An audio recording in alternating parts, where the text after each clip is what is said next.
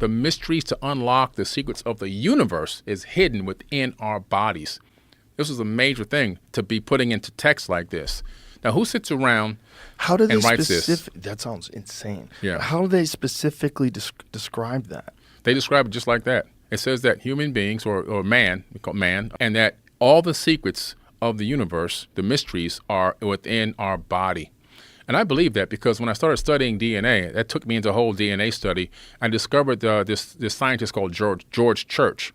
And he created this ebook that he was able to take from a digital format, and he was able to download it onto 1 gram of DNA, a digital book. He converted it from AC's, T's, and G's into, from zeros and ones, He converted it from zeros and ones into AC's, T's, and G's, read, write, put it on the DNA.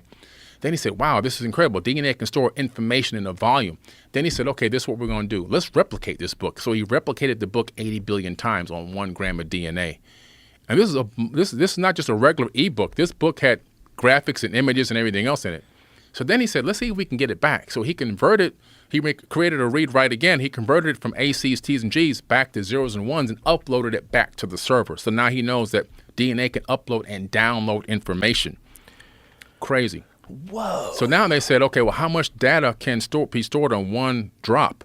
Over 433 petabytes of data. A petabyte is 1,000 terabytes.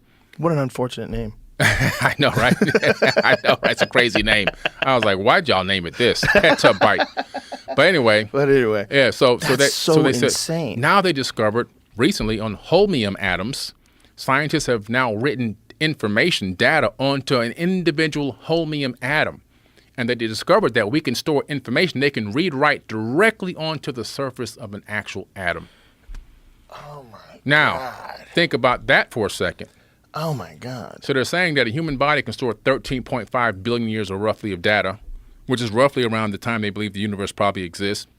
So that myth of Adapa text could be accurate. The secrets of the universe is probably encoded into our body because we're just recycled atoms. Right. And then as we evolve technologically, we develop a higher and higher ability to access that information. Exactly. That's exactly what it is. The longer we go, the more we're able to tap into this information, tap into who we truly are. We'll begin to walk in our power, look inside, go to inner space, not outer space. We'll begin to tap into this. And they discovered now that junk DNA is no longer junk. They're taking the term junk off of it, that it really has function. It always had function. It was never junk. That's just a word to keep us programmed into thinking that we're junk. Well, I think it was a way for them to explain something that they couldn't explain. Right. But when you use the word junk, it's a weird word. If you understand affirmations, you know, I would never call myself junk. So that's a weird way to do it. But now they're finding out that's, you know, and again, in the myth of Adapa, it's saying that we're going to tap into this. So I believe that all of our innate abilities that we used to have are going to start to come back over time, like accessing Earth's magnetic field with the magnetite crystals in our brains. We all have billions of magnetite crystals in our brains, and they put a guy into a laboratory, and they put a giant bar magnet and moved it around the room, and they put an EEG cap on him and a scanner, and they saw that they were orienting themselves to the magnetic field. So we still have the ability to navigate magnetic fields. We just don't even know it. We're unaware of it. Well, we know it exists in animals. Yeah, so we have it in our body as well. So all these things are going to begin to come back. How would you like to earn an extra $100, $200, or even $500 a day, even more than that? I have many friends that are earning money every single day trading futures on BTCC. It's a simple process, and even if you don't want to learn how to trade, you could follow a trader on the site and let him do the trading for you. I'm currently following Numbers Not Feelings. He has the highest profit and loss ratio, 191%. So even if you don't know how to trade, there is a way to make money. But I suggest learn how to trade. Earn you some extra money on BTCC. It's easy, you don't have to KYC, and you don't have to use a virtual private network VPN. This is a wonderful site. They've been around since 2011. Give them a shot. Also, when you earn that extra money, you can store that on your Decent wallet. The Decent wallet was not affected by the recent XRPL debacle, where the backdoor of many wallets was open and there was a breach. So Decent wallet was not affected by that. Decent wallet is as safe as you keep your seed phrase. It's a wonderful product, and you can get the discount by using the link. It's the only way to get the affiliate discount, and that is to use an affiliate link. So that link is popping up on the upper right side of your screen, and it is the one that you will use. You will also get free shipping. Pick you up a decent wallet today. Secure your assets. If you don't have them stored in a wallet and sitting on an exchange, then you're at risk. So pick you one up today. On this channel, we have done these outlines in the past about long before Bitcoin, there was Ripple. Call this a part 2 if you want. But I want to give a shout out to this person. He is Stellar Rippler. I've shouted him out before, actually. And it's basically this. It's his thread from 19 hours ago on X. The Ripple-CIA-BlackRock File. What he has found will blow your mind. I already read through this. It absolutely blew mine.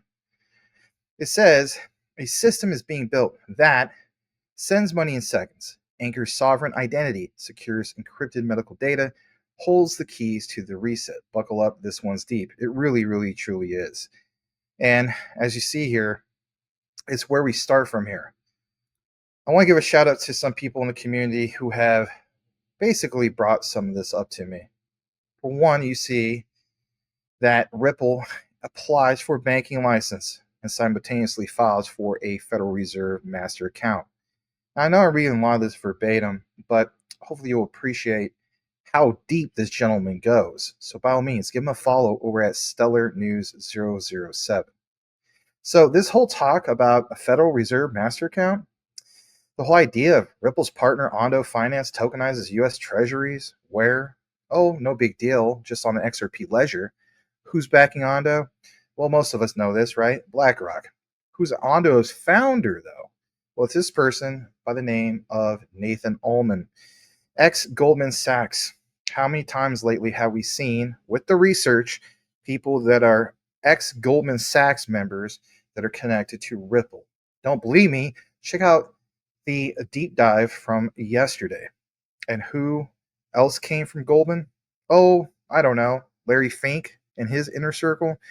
Gary the Gopher Gensler. You start seeing the loop. And as you see here, there's Gensler.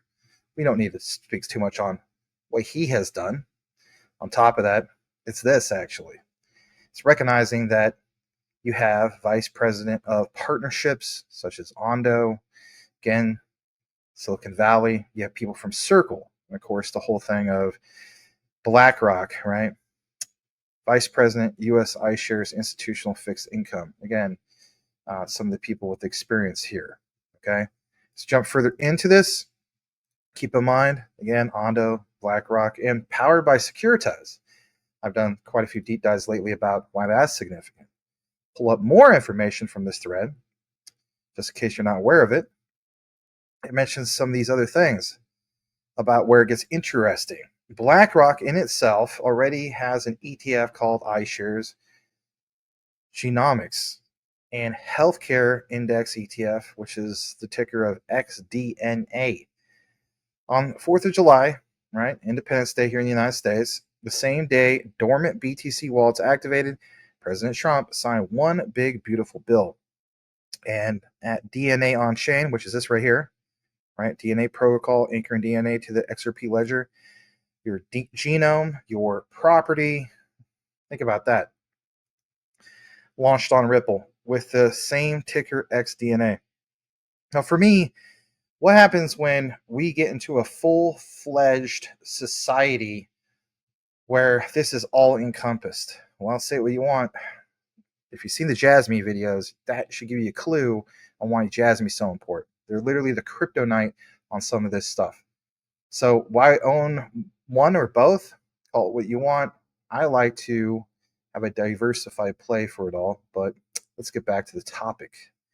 As we see here, it's basically the official announcements, excuse me. DNA Protocol posted this, pull it up on the other screen.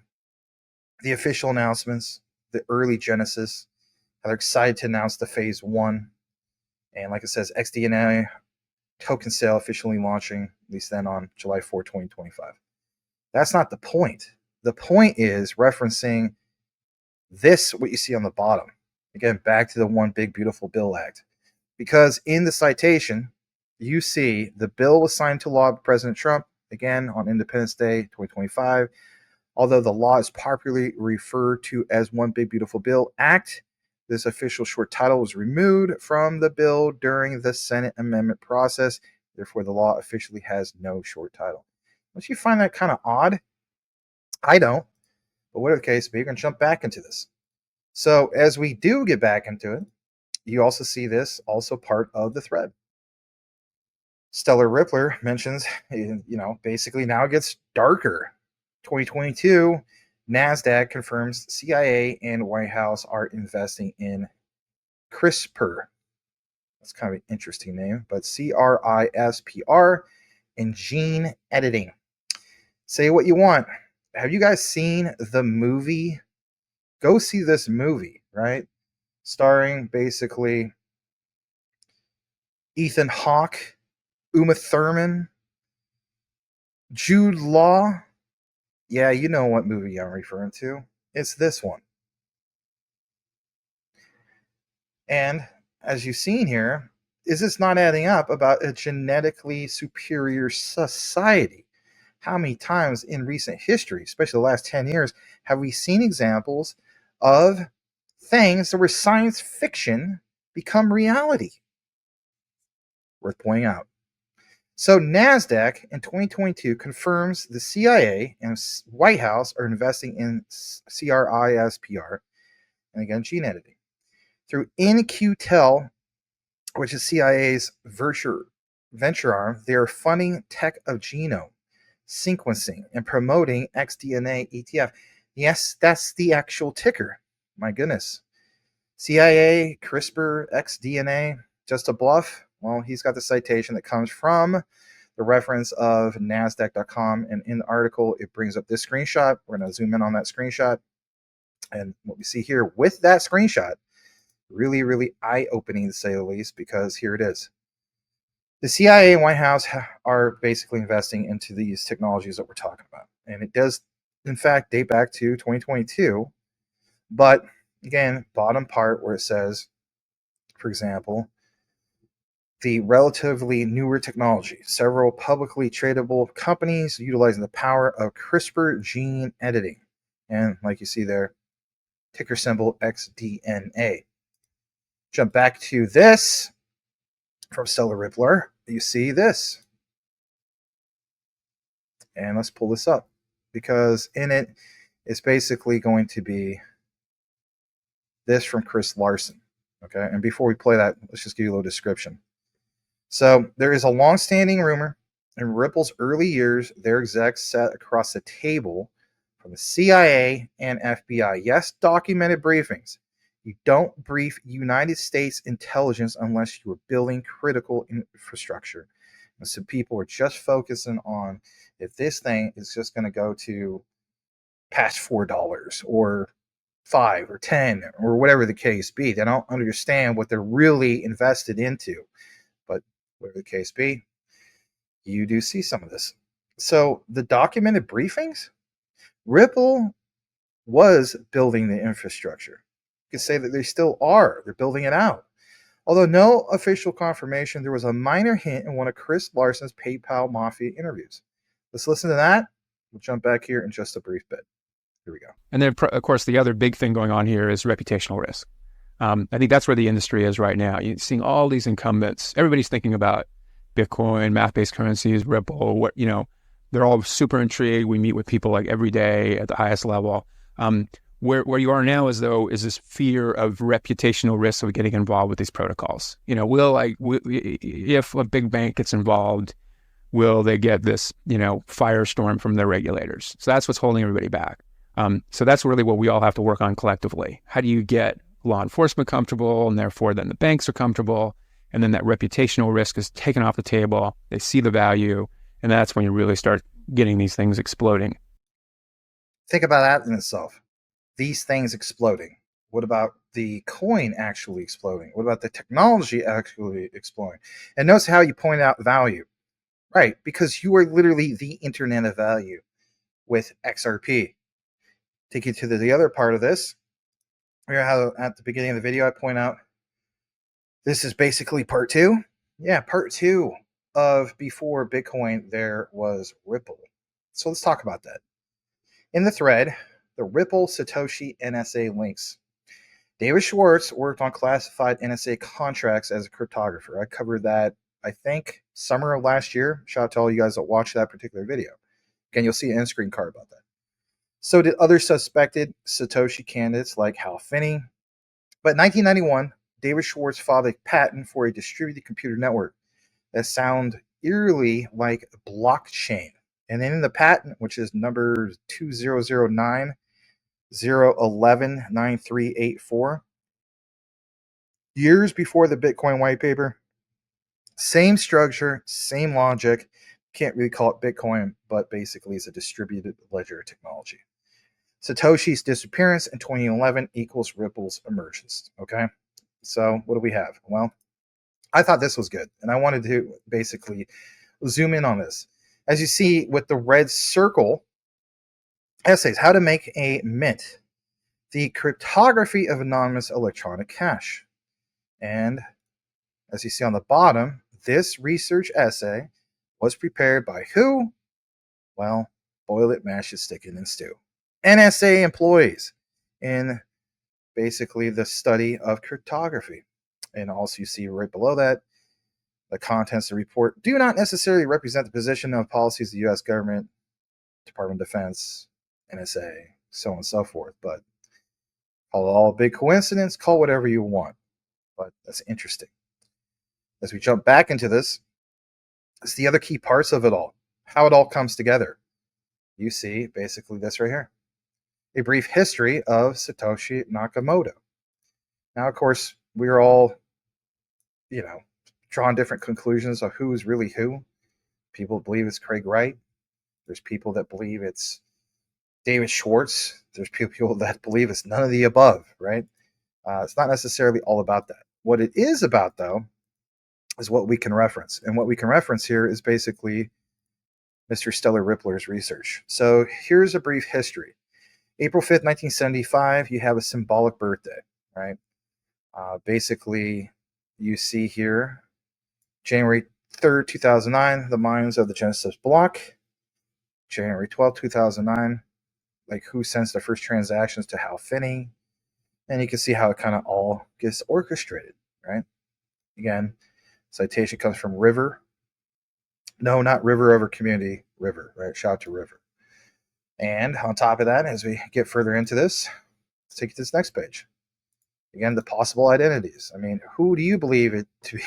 Do you feel as though it's some of these guys or none of the above, right? Is the guy in the middle David Schwartz, or, BSV crowd will basically say, no, it's Craig Wright. You guys have heard me in the past who I think it is, but I'm not 100% certain on all of it. I do like to reference the material. I have leaned more towards Craig Wright. People think I'm crazy with that. But that's okay. On top of that, we also have some of these other things. And basically, it's this. I shared this also, of course, in last year's video. It's a little blurry because the guy took it with his, I imagine his cell phone. So I've cited this before, United States patent back in June 8th of 1991. And basically, this is from the David Schwartz patent. Like you see, literally here, I know it's kind of smudged, David J. Schwartz, Woodmere, New York. And yeah, this is all public information that you can go look up for yourself. Always interesting, though, because it's proof of a digital, or I should say, distributed ledger technology, a DLT. Okay, it wasn't called Bitcoin then. Jump back further into this. Some of the other key things here that we should reference. Let's pull this up as well. And what we see here, like it says, chain mine. XRPL already supports decentralized identity, credentials, and sovereign data layers. Now combine that with BlackRock's asset tokenization strategy, and it starts to look like the XRP ledger equals infrastructure for the post-reset world. This was all planned years ago in the making. And what we see here is what people refer to as what's verifiable. It's the orchestration of how it all comes together.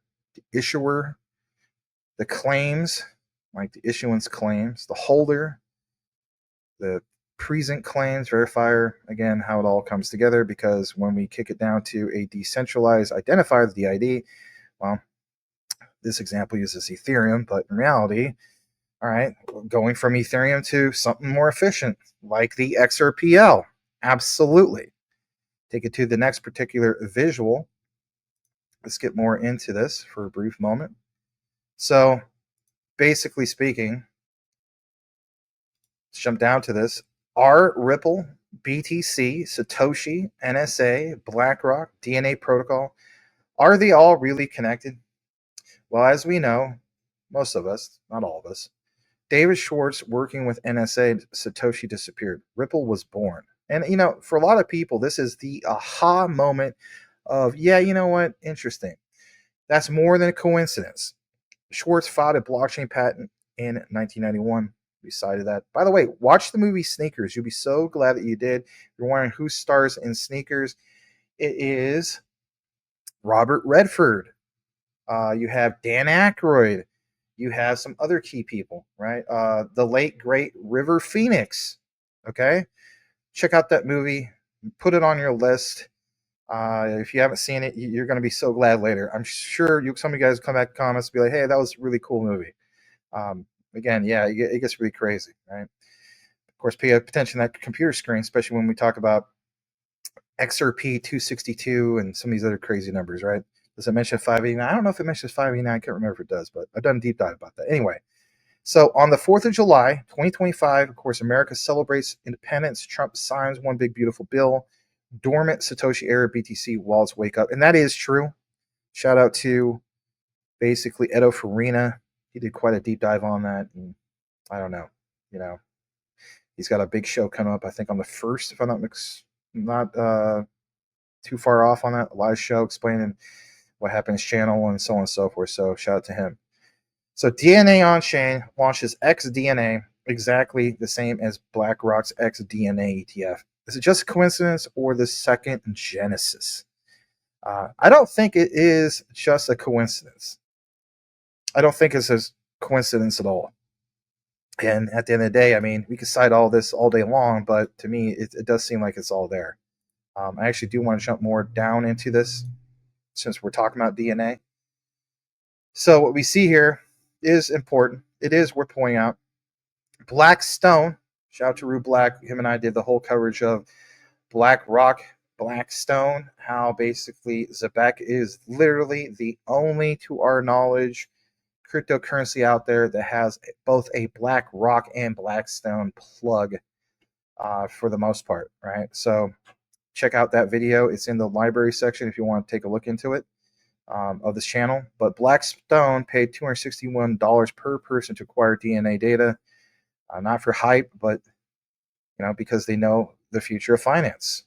Healthcare and identity is rooted in biometrics. Always interesting to see these topics about like future of finance. That's literally a channel connected to institutions. We know about future finance and quant. We know about healthcare and quant network. Again, think about the internet of value, the internet of trust. So at the same time, Larry Fink talked about tokenization of everything, like anything and everything, stocks, you name it. But DNA is the new data layer, and DNA on chain, like it says here, anchoring DNA to the XRP ledger, is bringing, quote, sovereign DNA, claiming it to be owned by us only on the XRPL. I want to bring this up. This was actually originally posted from CBS News. Private equity wants to own your DNA, dating all the way back to August 7th of 2020. Points out, basically, the nation's largest, let's read this real quick, private equity firm is interested in buying your DNA data. The going rate is $261 per person. That appears to be what Blackstone, the $63 billion private equity giant, is willing to pay for genetic data controlled by one of the major companies, gathering it from millions of customers. This is not even a Jasmine video. I'm telling you flat out, a lot of you guys are sleeping on Jasmine because they are the first to be regulatory compliant and a country that respects private data probably more than anyone else out there. When we talk about the disruptors of centralized data, do you not understand how important that's going to be if you hold something like that? And oh, by the way, X, yes, formerly known as Twitter, has a huge problem still to this day when it comes to what? Data privacy in Japan. And oh, by the way, isn't Japan the second biggest market for X behind the United States, if I'm not mistaken? Might have changed within the last year. So Elon Musk realizes some of that. But again, this is not a Jazz Me video. Anyway, just throwing that out there. So again, let's pull up this information from the XDNA protocol. And this is a good visual. So in the visual, you see here genome sequencing. Users begin with raw DNA sequencing through authorized genome chain labs or partner clinics. This is all going to be on the XRPL, for crying out loud. Wow. That sounds pretty scary. Call it whatever you want, but data is converted into structured genomic files. And what we see also here, cryptographic hashing. The genomic data is not stored directly. Instead, it undergoes SHA-256. Some of you guys know about SHA-256, right? I covered this a few times on the channel, but to create a unique fingerprint, securing privacy while enabling traceability. DNA identity anchor. A unique DNA ID anchor is minted for every participant. It maps the hash genome data and becomes permanent marker on the XRPL linked to their wallet address. I mean, for some people hearing this, you may feel as though that this is like literally the beast system, which gets really, really scary in itself. But in reality, almost all of it seems like there's some kind of connection to some of this. And now, of course, I'm not supporting no beast system. I'm covering what I see. I feel as though all this is going to come soon. My main thing is, we don't want it on the forehead. We don't want it in the palm, right? We don't want it on our wrist. But what is this? And if anything, we got to look more into this. So again, what about these other things? On-chain data registration. Using a custom XRPL transaction type has hash data, or the hash data is immutably recorded with metadata, timestamp, location, what lab, and so on. Consent layer. Actually, I want to go further down. Immutable audit trail. Every access, request, modification, or use of genomic data generates a verifiable audit logon. Man, what is up with all this? Well, I mean, there's a lot, right? We're almost done with this. I want to jump down to this part. Stellar Rippler points out, here's the real blueprint. The Ripple-CIA-BlackRock File isn't something to fear. Okay, so now we can all take a huge sigh of relief. But don't pump the brakes too yet on that one. Or maybe you do. Excuse me. Should have a little sigh of relief, right? But, not too long of a sigh of relief. So if isn't something to fear, it's something to decode. Well, that's what we're trying to do. The XRP ledger is no longer an experiment. It's the chosen rail for the tokenized world. I would agree with that. And if you're reading this, you were early to what comes after the switch. Right. The reset might have already happened, but now we need to flip that switch, if you get what I'm saying. So this last part, I do want to give him a shout out once again. He deserves this. I mean, if you don't give a person a proper shout out, all you are is a parasite, right? We don't want to be parasites. So reloading this back up, let's jump onto the last thread. And like he says, all the breadcrumbs, the documents, articles, interviews, and decoded connections between Ripple, Bitcoin, NSA, CIA, BlackRock, DNA protocol, and more, they're all inside his Telegram. Okay, so I mean, this guy put this together. I don't want to be one of those guys that just don't mention that. So if you want to see maybe more of this, he has a Telegram. It's called Rippler Cult, or if you just want to take that link on your regular desktop, you can. It's t.me/Rippler Cult. If you want to jump on over to his Telegram and learn more. Like he says, we don't speculate, we archive. I like this guy's material. This is now probably the second or third time I've cited him. We do follow each other, which is cool. respect is mutual. Like it says, deep dives into emerging crypto projects and real world adoption, seal over noise. Join Telegram. So I like this type of material. I like his research. As you know, I cite a lot of research from people like Smoke. This guy kind of reminds me of that style of research. So I appreciate people like him. So there you guys have it. That sounds crazy in itself, but it's all worth our attention, to say the least. So there you have it. Hey, do me a solid if you listen to the entire outline and type in this key word into the comments. And actually, it's a phrase, and that is buckle up. Because at the end of the day, I think we're all trying to buckle up, because the findings do blow our minds when we get more deeper into it. As the saying goes, everybody, know what you have. Know why you hold it. The research trumps FUD 110%.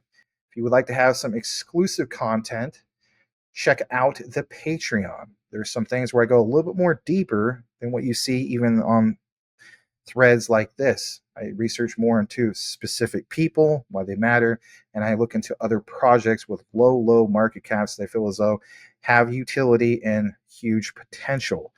Check out the Patreon. Link is popping up on your screen.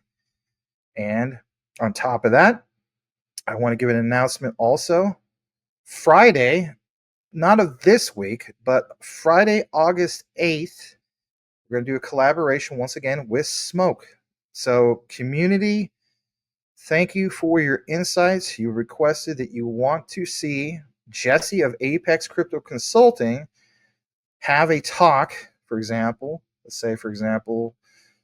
Ripple and the IMF and some other topics with our brother in the community, Smoke. So look forward to that. It will be an ongoing series. There will be a particular segment that will appear maybe do 3, it'll be anywhere from 3, maybe 5. But we'll have multiple segments throughout the week. So that'll be an ongoing series throughout the week of, let's see here. So it's going to film on the 8th of August.